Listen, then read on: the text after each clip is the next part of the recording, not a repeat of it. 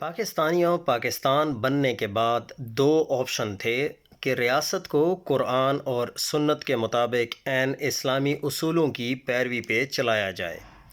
ایسا کرنے سے وقتی طور پر مشکلات آتیں، 15-20 سال مشکل گزرتے، مگر اس کے بعد ملک سنبھل جاتا اور پھر پوری دنیا کے لیے اسلامی نظام حکومت کا ایک جامع ماڈل بن کر سامنے آ جاتا۔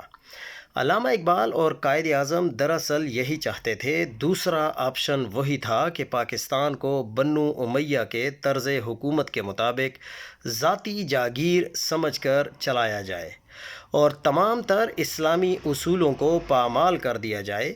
ریاست کے عمائدین نے دوسرا راستہ چنا۔ یہ راستہ بظاہر آسان تھا، مگر اللہ سے جس عہد کے تحت پاکستان حاصل کیا گیا تھا، اس عہد کی کھلی خلاف ورزی تھی۔ نتائج کیا نکلے کہ پاکستان دو ٹکڑے ہو گیا۔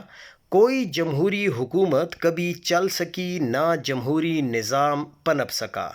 چند طالع آزماؤں نے احمقانہ تجربات کے ذریعے سے پاکستان کو کرائے کی ایک ایسی طاقت بنا دیا جو چند لاکھ ڈالرز، ریال اور درہم کے عوض سروسز فراہم کرتی ہے۔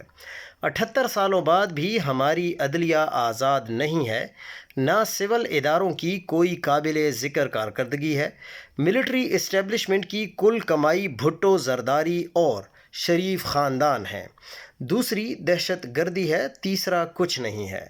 پاکستان کو جب تک اسلامی اصولوں کے مطابق چلانے کی کوشش نہیں کی جائے گی، پاکستان کبھی مستحکم نہ ہوگا۔